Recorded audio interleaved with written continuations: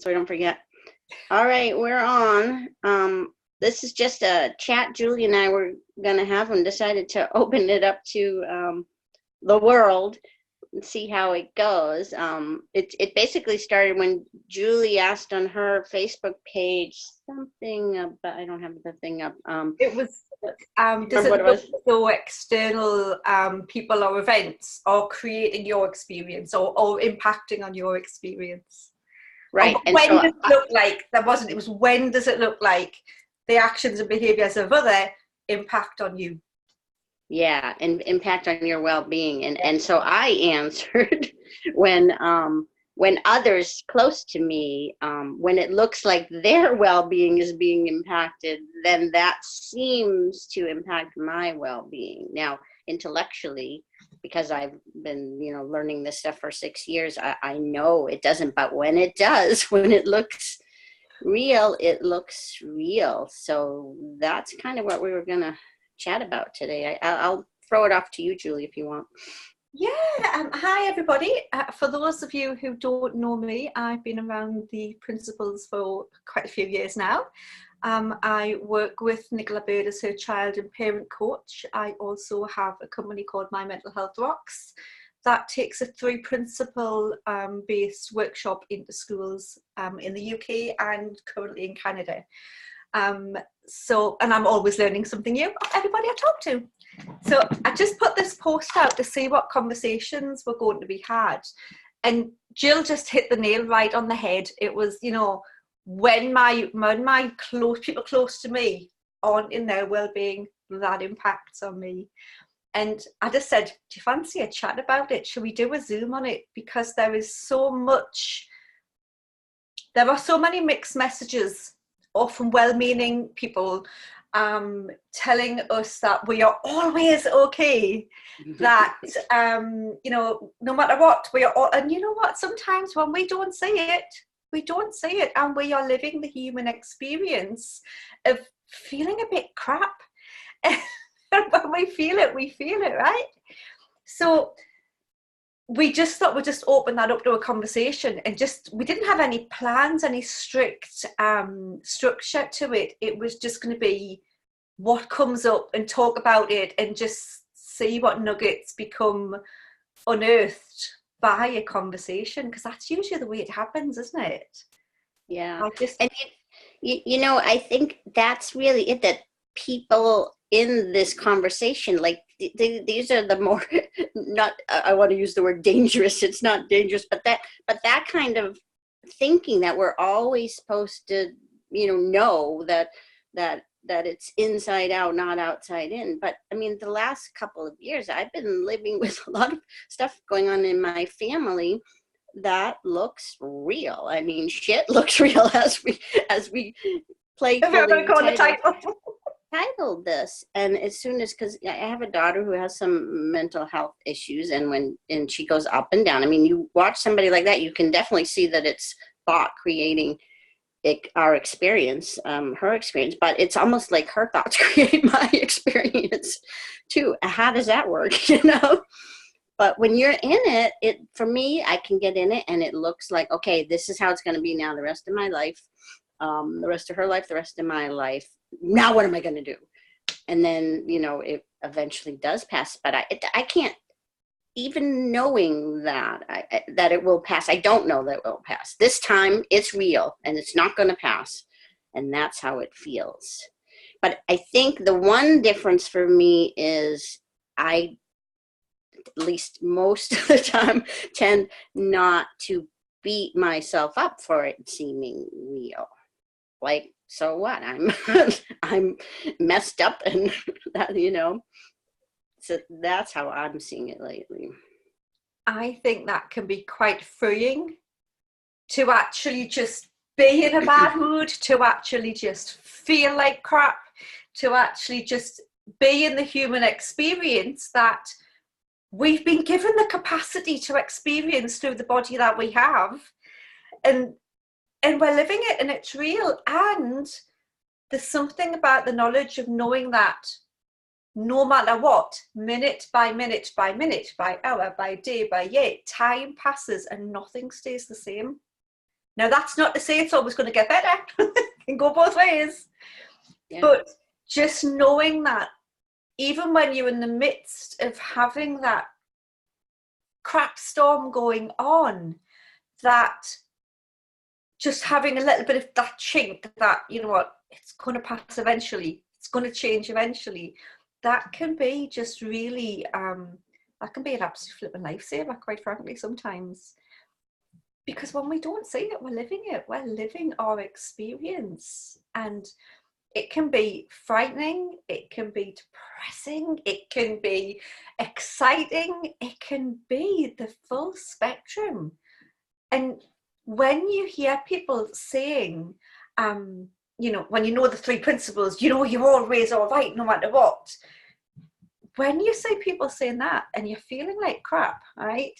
You think, I must be missing something. There must be something I'm not seeing. Everybody else gets it except me. I need to do more courses, more books, more conversations. I need to do something. So I'm going to have this perfect life.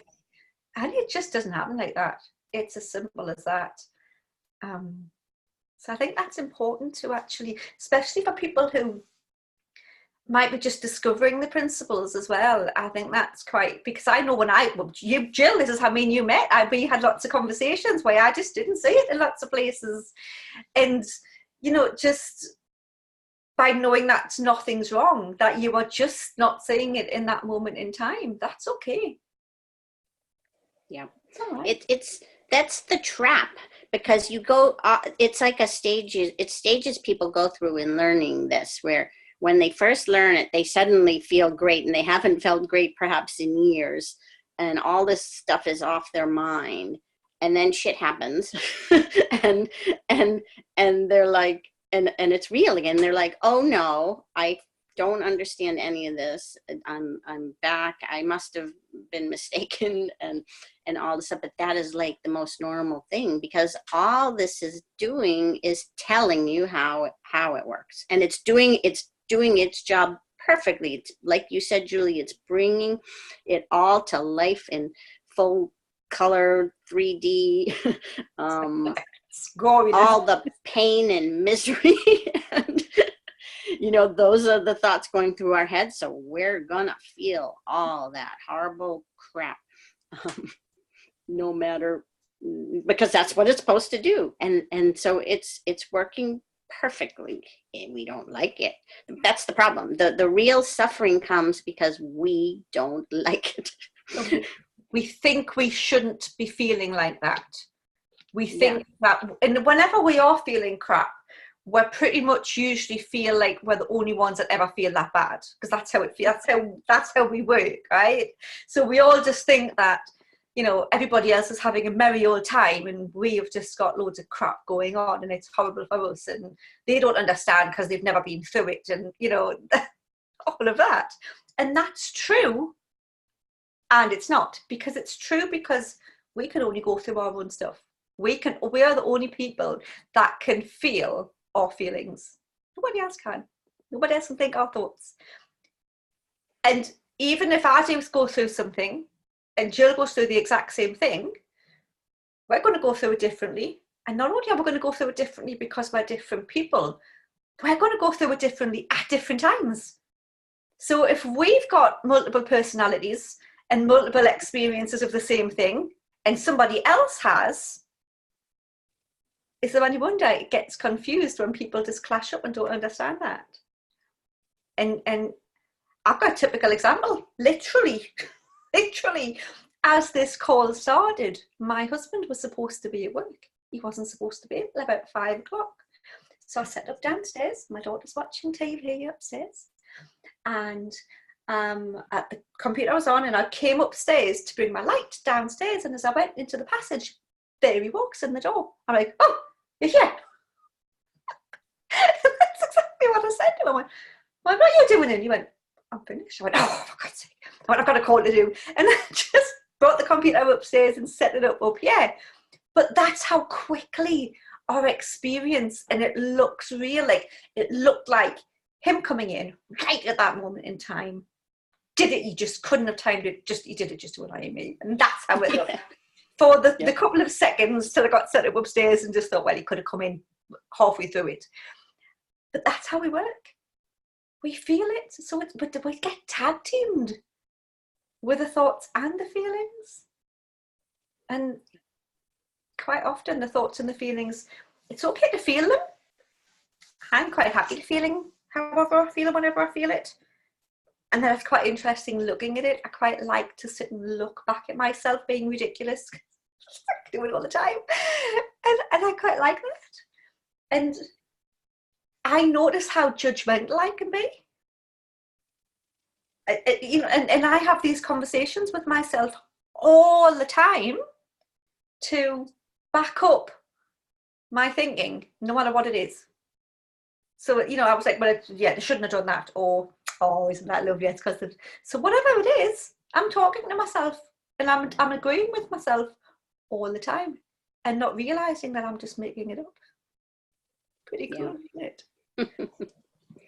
Yeah, it's amazing how one word, or one, you get a phone call, anything, one word, just boom, and everything starts in your head, like it, which is to me real proof that it comes from thought, even though it doesn't seem like it. But how can you be in perfect peace one moment and then a word from somebody else or some news, some what you call bad news comes in, and your peace is evaporated like that, or seems to be.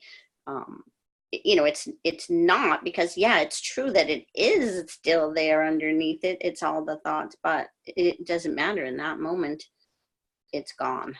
It's gone. And honestly, for me, you mentioned that sometimes telling yourself it'll pass. That doesn't do it for me anymore. I can tell myself that till the cows come home, and it doesn't matter when I'm in it. It's not going to pass when I'm in it. It doesn't matter. Telling myself that it doesn't feel like it's going to pass, which makes it worse too. It seems. But that's yeah. That's it's like telling somebody it's just a thought. Yeah, and we do that we do it to ourselves, right? When we know this stuff, we don't need someone else. Go ahead. There are like learning the principles. There are like steps, aren't they? So as you say, we learn things, and I'm like, oh, that explains everything, and we feel good. And then life happens again, and we think, oh, we haven't got it. But then we feel good again, and then we think, why does the world know about this? Yeah. We should be telling everybody. And that's when we go and tell the world. And we normally tell it pretty clumsily, because we're just so excited to share it and tell everybody. And then what happens? You lose all your friends. You lose all your friends. Or you want to punch one of them in the face, because when you're losing it, they turn around and say, it's just your thinking. That's like the most unhelpful thing to say to somebody when they're in that place. Yeah. Everybody does it. And that's what you do at first, telling people that, but it's just because you can see it so clearly. It's your thoughts, it's your thoughts. And then you lose all your friends and start over again. But it's really interesting. I feel like time helps a lot with this, like, because the more you experience life and live life, the less you have on it, and the less you feel the need to tell people. At least for me, I don't feel like I have to spread it, because I just know that I know that they actually know it already too. Like, the more people when I do talk to people, it's like, oh, they already know this at some level. And for me, it's just been more about living life and just seeing it in every moment, and just having it just keep getting deeper and deeper in me, just because I see it. That's just life, and taking life less seriously, even the shitty stuff, like being able to see that, what, I think there's more than just this life, that this is really like a game or a dream or something. And that's probably what keeps me going more than anything else, knowing that whatever, even the bad stuff. We're all going to die. Our people are all going to die at some point. So somehow being able to make peace with that, for me at least, is helpful. Is it? I find it so fascinating just how we all work so differently. You know, how we all how we can all find, or we not find peace because it's always there, but just how we all have different ways of operating and feeling. I absolutely am fascinated. I love it. It's so amazing. And I absolutely, and this, I probably sound a bit mad, but I am anyway. I absolutely love seeing people when they are disconnected or they feel disconnected from their well-being, because the interesting thing is whenever you're having a conversation with somebody and they're disconnected, there's always a moment, or because I just laugh all the time at myself anyway and take the mickey, so there's always a moment or two where they forget they're disconnected from it and they connect back with it again, and that you always get that, and then you can point those back, because no matter what happens, we can't stay rock bottom all the time. It's just not our nature. It's just not what we do. Like, I talk with my hands, as you can see, but that's just, there's always that little, that chink of light coming through, and I just, that's one of the things I actually quite enjoy talking to people when, and showing them that even if they don't feel connected to their well-being, even if they're in the middle of losing their shit, because sometimes we do, their well-being still there, patiently waiting for them to reconnect. Yeah. And it does come out if you're having a conversation with someone, like through Zoom or something, and they're in a state. It is interesting. I always tend to, not purposely, but it just seems to be my nature, like just try to get them to laugh or something, just because that's what I do in general. And it is funny how I remember talking to someone who was like really depressed at the moment, and she was like really hard, like I couldn't get, no matter what I did, she was gonna keep being depressed. But it did, by the end of an hour, however long it was, she did something about just letting her get it out. I don't know what it was. She lightened up at the end, and and felt better too. But it, just something about connecting to people that way too. When your essence is connecting to their essence, and you can't. I didn't know I was doing that or whatever, but there's something about doing that, seeing that in another person. And that's kind of been my practice, with the family members too. When, when I'm in that, is every time I'm at the end of my rope, I like go take a shower or whatever. And I say, and I'm like to the universe, what am I going to do this time? And you know what? My answer is always the same. You think I would remember it? It's always the same. It's just love them. And I'm like, oh yeah. And then I feel better. Just getting that answer makes me feel better, and then I'm able to go back into the fight and not fight. Yeah, and then it's because that's all that's, and for me that's my practice and my learning how to be in that space more with just in life in general, because you'll feel better and everyone else will feel better. Mm-hmm. And it's there's something reassuring in knowing that no matter how you're feeling, you're never feeling that one emotion all the time. Because even if you want to, you can't stick with it. We can't keep it. We can't, even the ones that we really want to keep a hold of, we can't. No matter how much no matter how tight we try and hold on to them. And I like it. I like in a lot of it with people too, like a pair of shoes, because I'm a boot person actually. If I've got my eye on a pair of boots, I'll be thinking, oh, I want those boots. Right? So then I'll be looking online, and oh, I'll just order them, a bit expensive, I'll wait a little bit. But then I'll keep going back to them, and I think, oh, then eventually I'll buy the boots. And then I'll stop thinking about the boots because I've bought the boots, and then they're in the wardrobe, and I'm lucky if I've worn them twice in a year. Yet previously, beforehand, before I had them, I wanted them and my focus of attention was on them all the time. And when people can see that when they're putting their focus of attention on anything, they're going to be feeling it. That now what we share is not a, it's not a cure for anything. It's not a fix for anything, because we don't need fixing. And I remember Damien Mark Smith said to me, and it was probably the clearest I'd ever heard it being said. And I don't know if it was his or if he got it from somebody else. But the principles being a description, not a prescription. And I remember at the time, I thought, I like that. Because it's just telling you how we work. Yeah. It doesn't need to fix anything. That to me is the core. And I know people, I think, don't like it when I say that. Like in my groups or something, my Facebook group, people will write this long thing complaining about whatever or how they feel, and it's like, but how do I feel better? And I'm like, I don't know. That's got nothing to do with this. This isn't a how to feel better thing. This is just telling you how it works. And you know what? It's working perfectly. You feel like crap because you're having those thoughts. So what? Like it's a so what, but the so what's easier said than done when it's you feeling like crap.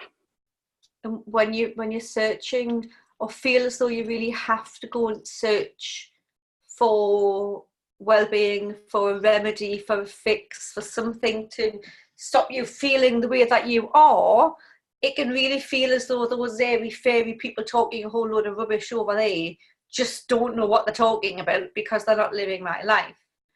And I'm literally, I don't know if anybody's seen my Facebook thing, I've been raising funds to buy coats for children in my area, well, in every way, wherever they need them from. And I've been rushing around like a mad person, buying them and delivering food for people who've got no food. And I'm seeing people who've literally got nothing, who you would think were going to be very happy, and they are ecstatic. They're not excited with the circumstances they're living in, but because of the nature of how we are as people, their experiences up and down, they're absolutely, but at that moment when I see them, I'm seeing the best of them. I'm sure, there's plenty of times when that's not the case. But we don't need to fix anything. We can do things. We can provide practical help to somebody if they need practical help. We can just sit in a space and listen to somebody if they want to be listened to. But knowing that we've all got the same level of, I don't have any more wisdom than you, Jill. You don't have any more well-being than me. Hans doesn't have any more creativity than Gladys. We've all got the ability and the creativity and with the equal amount inside us. So sometimes we're connected to it and sometimes we're not. Yeah. I like to, we're all the same in that respect, but we're all different, like you said before. Yeah. We're all experiencing things differently. We can't even imagine, probably. I wouldn't want to live in anyone else's head, I think. But yet, underneath it all, we are all the same. So it's the paradox. I mean, life is, it's like everything is a paradox. It's so cool. It's so funny when you look at it that way. Because how can that be, right? We're all the same, but we're all different. It's true. Or it seems to be true to me. Yeah. we all work the same. We all work exactly the same way. And we all respond to the same things in different ways and feel the same, think the same, and have different judgments. And we do that at various different times for us as well. So, we've all got these multiple personality traits inside us, depending on what mood and emotion we're going to be in. It would be a brave person. I try to get it in my head, I tell you. A fool, one or the other. It's interesting too, because if you think about how, because so much of how the differences are just conditioning, but based on, how we're brought up, where we live in the world, what our money status is, all these things. Like, imagine you could take the same person, same genetics, same everything, but they were born either in a different time, they were born in a different part of the world. Imagine how different you'd be. You wouldn't have the same thoughts at all that you have now. Like, it's just kind of interesting to think about. There's so many different facets to it, isn't there? Yeah. Would anybody like to join in and say anything? Have anybody anything so far? Yeah, we have a few people on. If anyone wants, you can either wave your hand or unmute yourself if you know how.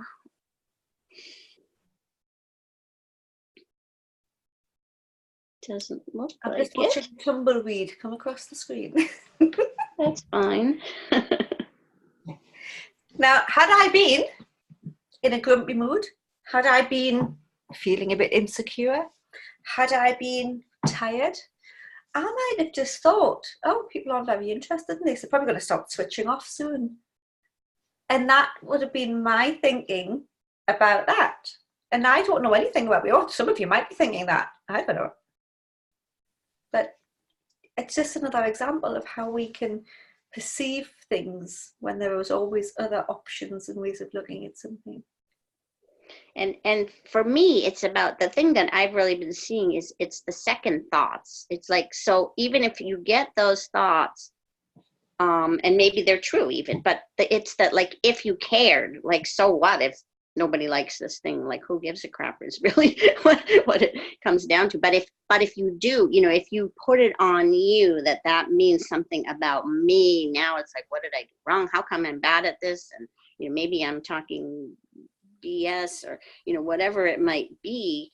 That's, to me, where the suffering comes. It's the second thoughts. We can be anxious, we can be mad, we can be sad, we can have all those experiences, but it's when we think it shouldn't be that way. And that's what I call the second thoughts. When we give it a second thought, that's when we suffer. And it's fine. You can do, we will just naturally do that too. But the more you start to see through that, the less you do. So like I said at the beginning, I get pulled right under with my family at times, but I don't give it a second thought. It's like, this sucks, and this is life for however long, whether it's forever or not. I'm not generally beating myself up because of it. I just know more and more, especially the more it happens, more and more that's just life. And so I suffer less, even though everything is horrible happening, what we would call horrible. I mean, that's just a label too. But it might be seemingly horrible around me, but I'm suffering a lot less because I'm not thinking it shouldn't be that way. I don't like it. I wish it wasn't that way, but I'm not fighting it. You fight it. That's the suffering to me. Yeah. So you're adding on the layers of what you should be doing or how to stop it or what to change with it. So to use for an example, what I just said 2 seconds ago, when I said I saw the tumbleweed passing, and I could have thought, oh, this is really boring for everybody. Now, had I taken that thought and ran with it, let's just say I decided to change tack and speak to Hans and try and get Hans to come on board. Now that speaking to Hans would have completely dismissed Gladys. So then I've got to try and speak to Gladys, and then I've got to try and speak to Sue, and then Adriana, and then Alex, and then back to Jill. And you can't possibly do that. You can only ever be who you are, what you are, when you are at that moment in time. And know that there's a saying, and I heard it years ago before I'd come across the principles, and I didn't like it, but it's true. It's like, what people think of you is none of your business. Mm-hmm. And I remember when I thought that, I just thought, oh, I don't like that very much. But actually, it's really true, because everybody on this screen is going to have some sort of opinion about the people that are speaking. And I think Louise Hay said that. Sorry? I think Louise Hay said that because it stuck with me as well. That it's not anybody's business what anybody thinks Yeah. here. I think it was. It's funny that, because I think that I can remember that was probably the first book I ever bought trying to fix myself, you know, the journey of, oh, self-help, I need self-help, you know, because I think it was something like You Can Heal Your Life or something like that. But she did say a lot of good things in it. And one of them, I think that was hers, that, you know, and I proper agree with that. Yeah, I like that one. I've always I kind of always knew that one too, but it was more from a place of ego. Like, I think it was a protective mechanism. Like, you know, I was probably really insecure, and I just said, "Who cares what they think? I'm better than them anyway." You know that. But that's I've seen that that's the opposite side of the coin for the people who think that they're worthless. You have like two different kinds of people. And really deep down, even the people who think they're better than anyone, deep down, there's this worthless part that they're just hiding, or they don't realize is there. Yeah. But it's interesting how you can have both. But when you feel like that, you don't care so much what other people think, but then you act like a jerk because you don't care what people think. Yeah, I agree. But the thing is, you can act like a jerk, and then you can just say to people, "Well, it's just your thinking." Yeah. No, I don't do that. But we could do, couldn't we? Yeah, I do catch myself saying that sometimes, but I'm getting a lot better. You know, I'm trying to sort of, you know, rather than saying it's your thoughts, you know, like you said, Jill, we do say that to ourselves sometimes. I mean, an example yesterday, I was with my daughter in the car, and then her daughter got an 11-year-old, and, you know, they're having this massive argument straight away. And the only thing that I could do, I just sat in silence, tried to be present, and tried to sort of like love them both. And that's all I can do, really. I didn't say anything. At one time, I'd have been chipping in and sort of trying to fix it. And I didn't. And I kind of found that even though my daughter kept going, my granddaughter sort of like shut up, but my daughter was sort of going on and on to me forever. But I just kind of left it. And then maybe before the journey home, they were talking fine, you know, and I was just like, oh, you know, that's cool, you know, and just left it. Does that sound, does that kind of sound reasonable? Things are going to be figured out whether basically we interfere or not. Yeah, that's right. Yep. You know, life happens. Yes, we can go and meddle, and we can, you know, have our say. Yet if we weren't there, that situation would still sort itself out. So yeah, we're not really that important. We just sometimes think we are. Yeah, that's right. That's absolutely right. I mean, like I said, I'd started this like little group thing. You know, I just having it at my house, and it started out, we've got to share the principles, and we've got to do this. But actually now, all I want to do is just to get a few people round to mine and just talk. That's it. That's all I want to do. Yeah, and that can be impactful, because that's when you're trying to teach people or show them what you know, or, you know, it doesn't come across, doesn't know. That's why I always wondered what I was doing wrong, why nobody would come to my groups again or whatever, because that's what I was doing, which is why I've sort of just laid off on doing most anything at the moment. But you can see the difference when you're trying to teach rather than listen to them, you know? Yes. And sort of try and sort of like really listen, and you know, rather than, because, you know, I think that I know that's just a thought, but I'd always kind of labelled myself a fixer, you know, always trying to fix people. And now that is like a thing that I'm like unlearning, you know, if even that's, so that's been kind of a good thing for me, you know, because knowing that actually I can't fix anybody, they can own it.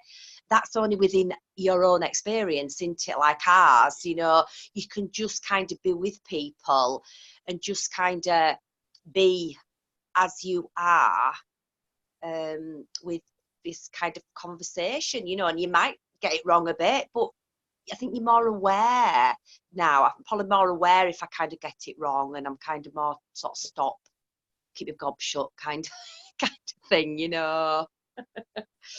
And I don't think you can't get it wrong. There's no right or wrong, you know. I mean, it's learning, and actually any kind of learning, you know, you're gonna make mistakes anyway, and you learn better. You see what works, you see what doesn't work, and but it's always, to me, about awareness. You know, if you're, as long as you're being aware and realizing that you've lost the whole room, if you have, or something like that, you know, and otherwise you could The go on elephant forever. in the room, as they say. The elephant in the room, eh? There's also something I find quite useful, of remembering that we're not responsible for what people hear. Yeah. Yeah. We can. I've literally seen me have a chat with somebody I was talking to the other day, and I simply just said to her, "So what's your new bedroom like?" Because I work with like teenagers, and I was like, "So you like your new bedroom?" And she was like, "I was like, you loved it the other day." And she was like, "Oh, I don't know." I was like, "Well, your bedroom hasn't changed, so what has?" And literally that was it. And then all of the conversations I'd had with her previously must have just fell into place, because she just went, "Oh," and she heard something. Don't know what she heard, but she got it. Yes. Yeah. Got it. And I think knowing that everybody's the expert on themselves, that we never are the experts on anybody. That's Yeah. a game changer. And we're never responsible for what anybody else hears. I often say to people, "What did you hear me say?" Because what I say and what gets heard are completely different things. Yeah. That's not just because I talk a million miles an hour. That's because we're generalising everything.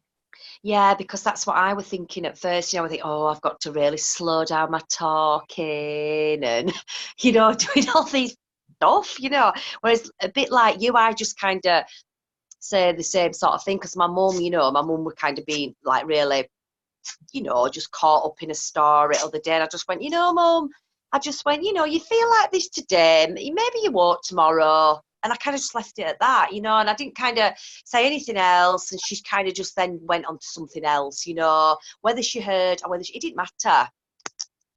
That's kind of just kind of what I kind of just said in the moment. I didn't try and change it, or that's kind of what I said. I don't know if that were right or wrong. There's no right or wrong. No. Julie, are you still sharing with kids in school? Yeah. Do you notice? Do they get it? Like, I mean, yeah. Is it different? I don't mention the principles, and it's very high energy. It's quite fun. I literally just start off the session. I go, if anybody's seen the film Nativity and seen the teacher that runs around with his coat buttoned down, probably that teacher. I did that with the kids when we were watching the film. So I'm high-fiving them all and we're having a bit of a laugh. But I start off the session just going, right, who this week's been in a grumpy mood? Who this week's been excited about something? Who's been angry? Who's been happy? Who's going to be really happy when they go home tonight? And I went, and which one of you, who in this room has stayed in any one of their moods all week? And that, you know, that's just the first lesson. By nothing. Do you know, just really a little bit of fun and having a little bit of an icebreaker with them. And we just teach the kids that they've got everything that they need in a really interactive, fun way. And you can see the changes in the kids. You can see the changes in the parents that are listening, because some of them have got their arms folded and just too busy not wanting to know anything, and that's fine. And you can see the differences in the teachers, and that's in an hour-and-a-half workshop. You don't have to be all serious about sharing something. You don't have to be waiting for a special feeling. You know, you don't have to do that. People are going to hear what they're going to hear when they're going to hear it. And that for me is really freeing, just knowing it's not on me. That I can just go and have some fun and they're going to get it anyway. That's super cool for me. That is cool. I can see with children how it could be like that. You know, but on that point about waiting for the special feeling, you know, that you hear a lot of the old time 3P teachers, that they talk about, you got to be in the feeling to get an insight, or it's easier or whatever. But I have to say, I've had my biggest insights when my mind has been ready to, at the end of my rope kind of mind, ready to blow up. And like I said, when I'll take a shower or something, and then just boom, something hits me. I just get an insight or something, and then everything just comes all out of my head. But you don't have to be in the feeling. You will get in the feeling when you suddenly get an insight. But I think it's almost like they reverse engineered it. You get in a feeling just by getting an insight rather than be in the feeling. I mean, I guess that works too, but but I think it's important for people to know that, like, if you're in a crazy mood, that doesn't mean you won't get an insight. That's when I get my most insights. For me, a lot of the original teachers of this, because they were obviously they were close to Sid, they were around Sid, so they'll have had probably every time sitting in a room with Sid, they were in that feeling. So it probably looked to them, I'm guessing, I wasn't there, but I'm guessing that they got all their insights when they were in that feeling with Sid. So obviously they went on to teach that actually, being in that feeling is going to be making it, open the gateway to having insight, because that's how it makes sense in my head. But I think, just like you, Jill, if I'm going to get something, it's going to come anytime. And I use more humor in my sessions than anything else. And some people teach the principles and talk to people, and they've got a lovely way about them. They've just got that calm, relaxed, and I'm just off the wall, me. I'm just hanging off the ceiling. Yeah. And I've tried to calm, and I do slow myself down a bit. But I've just come to the conclusion that I'm me, and people are going to hear it anyway, if they're going to hear it. And all of that pressure is just like, I don't need it. It's not useful. And I think it's the same with all of us. It doesn't matter who we are, how we share, there will always be somebody that resonates with us, or that we resonate with. Yeah. I mean, there's definitely something, if you go to like a 3P conference or a workshop or something, especially in person, there's definitely a feeling in the room like that, after people get settled, like that's really, and that's what, that's the addicting thing though. That's that's the bubble that people keep looking for. Right. And that's why people will keep coming back. But the problem with that is, you have it while you're there, and everyone's in love with everyone, and then they all go home, and it's back to real life. Yeah. And being in that bubble, it is artificial. It's real, and it's lovely while they're in it, but they haven't got the kids screaming at the same time. They haven't got them thinking about arguing with the wife or the husband. They haven't got work partners ripping them off, or all of these different things going on. In that moment in time, they've allowed themselves to settle enough to just be nice and calm. And that's great. And it's great when people can tell the difference between the fact that they don't need to have that feeling to be good, to be in a good place. Because I know people who've went on training after training after training, constantly chasing the peace that they've already got inside them. They just thought it only ever really came out because it was other people's, and that's giving other people again, or looking as though you're giving somebody else the power when you've got it all ourselves. Yeah. And it's no different than any other addiction. You think the feelings coming from the alcohol, you think the feelings coming from buying the boots. You think the feeling is maybe the boots. But we think that, and that was actually my huge insight, that when I saw like my life flash before my eyes, I saw all the addictions that I was using other people for my feelings, best friends and things like that. And when I I said, but I know thoughts, it's our thoughts creating the feelings. And I was like, oh my God, I've been creating that feeling all along, thinking it was the alcohol, thinking it was my friends. And man, like that, if you can see that, then addictions, and you don't need to have something else to give you that, because you're creating it regardless. And theoretically, you can create it anytime. We are a chemical factory of a body. And we just use that to innocently hurt ourselves over and over again sometimes by not realizing. Yeah. Alexis, is that, did you have something to say? I'm just, I don't know, picking up on a bunch of different things that you've been talking about, but since talking about addiction now, so I'll go with that. But yeah, I think it's that mistake that people make, I think, personally speaking, that I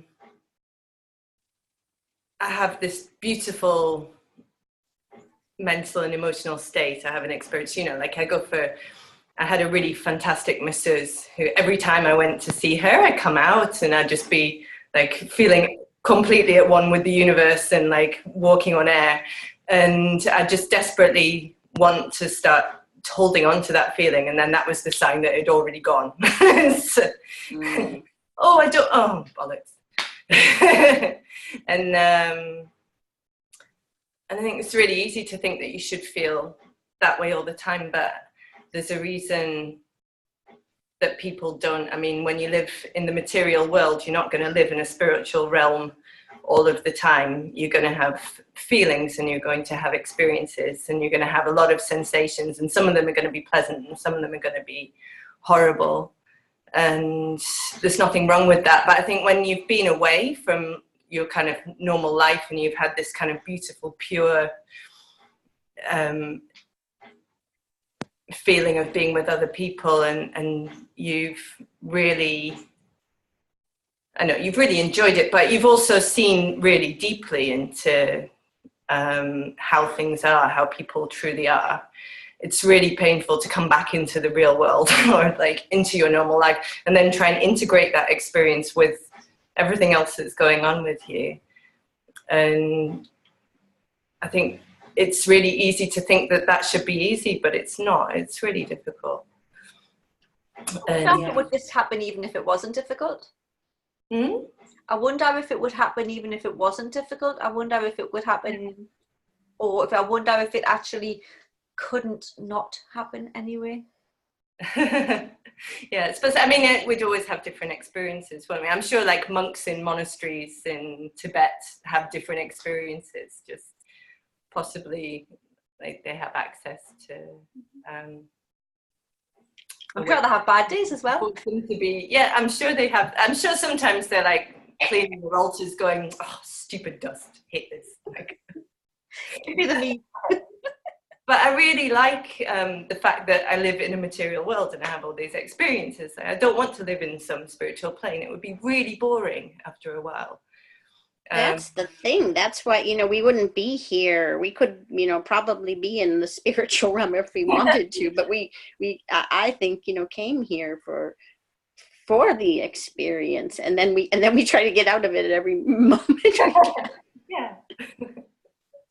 But we were saying too, what you were saying about the like being, the thinking that it's coming from like your masseuse or whatever. I was on a small retreat in Martha's Vineyard a couple of years ago, and all the people there were attributing their good feelings to the other people there, and they were mostly new to like the 3 Ps. But it was like you could see. I mean, I could see what they were doing in them, and they were all. It was just they were so upset leaving and going home and stuff. But when part of the teaching we were trying. I wasn't one of the teachers, but I was helping a little bit. Like just showing them. No, these good feelings, they're coming from you, they're coming from you. You can have this feeling at home, even with the shit hitting the fan. Like you can, even though you feel bad, you can still be connected to your source or whatever. You don't always see it though. No. At the beginning. I've got 3 kids. They're 10 and 8 and 6 at the minute, and we live a little bit out of town, so we go in and out by car to school. And I think everything you ever needed to know about fluctuations in mental state, you learn doing the school run, because you pick them up and like they're so excited and so happy, and then 5 minutes in they're like, oh, Rosie's breathing too loudly, and you won't stop singing, and I'm hungry and I need this. And then suddenly they'll be playing a game, and everything will be lovely. And sometimes I can sit in the middle of them bickering and moaning and having heavy traffic and all of this going on and be perfectly fine. And then other times, like, I feel like I would rather eat my own head than be there. And Yeah, which tells you something, right? yeah, it sure does. You know, we say to the kids at school, you know, like, our well-being, our mental well-being isn't something that we can put in the fridge with the milk. It's not something we can go to the shops and buy more of. It's not, you know, we can't just put it on the shelf and when we go to sleep at night. It's always in us. It's always there. But for the thinking that we have, we're always connected to it. But when we have the thinking, we don't see that we're connected to it. And whether the kids are shouting and screaming and arguing or singing and laughing, no matter what, as you say, sometimes you see it one way and sometimes you see it the other. But doesn't matter how you say it, your mental well-being is still always there. No matter what you're saying, it's still there. It's just the thinking that we have in the moment. Hans, you've been very quiet. Now she's going to make him talk. Oh, I love Hansy's lush. Yeah, I agree to a lot of your saying. So, yeah, maybe I have one experience to add. Mm-hmm. The value of rearranging your life, because even if you have an experience can be possible no matter what the circumstances, but it's also a great value for me to sort of steer away from certain things and do more of others. And when I first saw the principles, I was in the do nothing and accepting, it's not in the circumstances, but I can see it's so much more helpful to me to see and experience what I like and what I don't like, and make choices. That was what we said earlier on. Well, even the quotes, we can still take action. We can still do something, be productive and proactive about something. Just because we're creating our own experience doesn't mean to say that we have to sit back and wait for everything to happen to us. We can decide if there are certain people that we don't enjoy our spending time around. We can spend time with other people that we do. We can, so much is out of our control. We've got very little control over anything, but we can make some choices to sort of steer us in hopefully the right direction, I believe, anyway. Yeah, I think we can choose.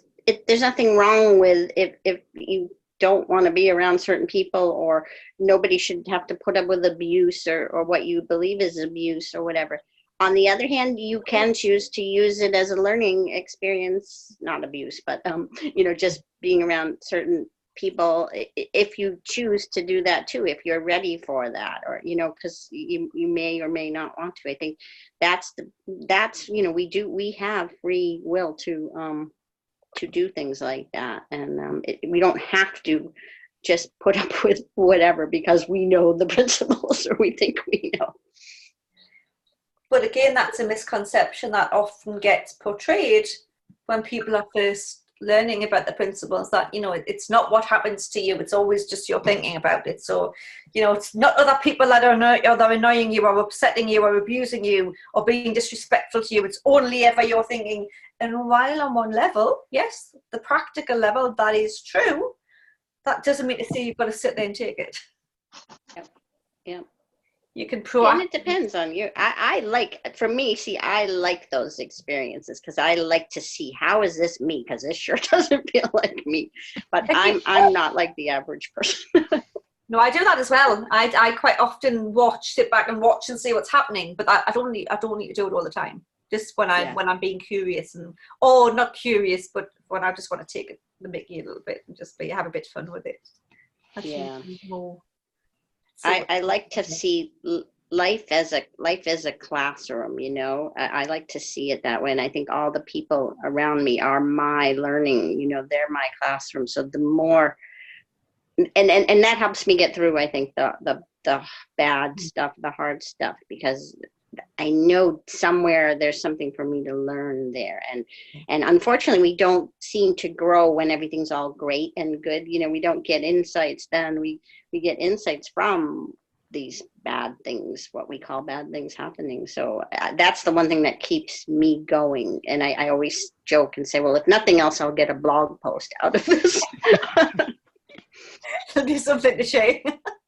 Yeah, you know, there's something, because that's when you do get an insight or something. It's all, to me, it's always about awareness, just being more aware, and not when the bad stuff's necessarily happening, but looking back on it, you know, okay, you know, where was my part in this?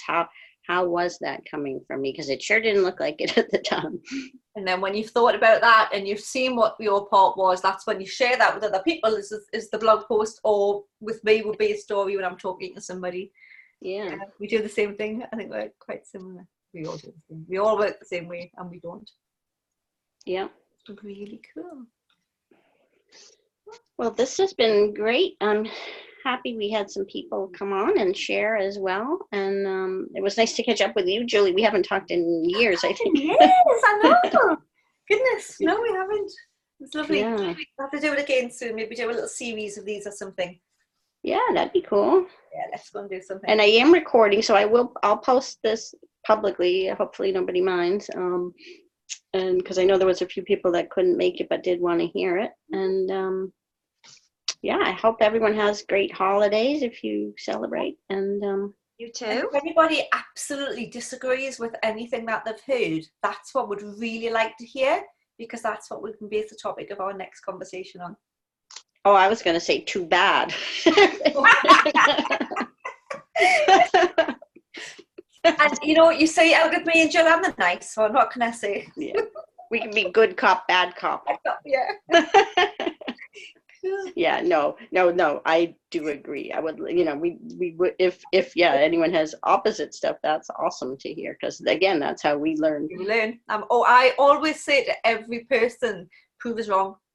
Really go out there and actively find a time when it doesn't work. Tell me what, because that's where all of the learning is for me as well, and that's where the learning is for all of us. Yeah. Cool. I'll tell you what I'd like. End on. Yeah. I'd like to talk sometime. I have quite a few friends that do quite a lot of psychedelics. You know, I'd like to maybe talk about maybe that sometime and see what your thoughts are on things like that. You know. Yeah, maybe in another one. Yeah, that'd be great. You know, because you know, I mean, I don't, but I've got a lot of friends that do, and obviously they have different. Because obviously that's all they take it, don't they? And then they go to these like dimensions in the minds and all this and other, and they think that they learned things. And I'd just be interested to sort of talk about that, you know, because that's quite fascinating to me, you know. So that would be a good one of time. All right. Well, we gotta end this one now. So all right, that's great.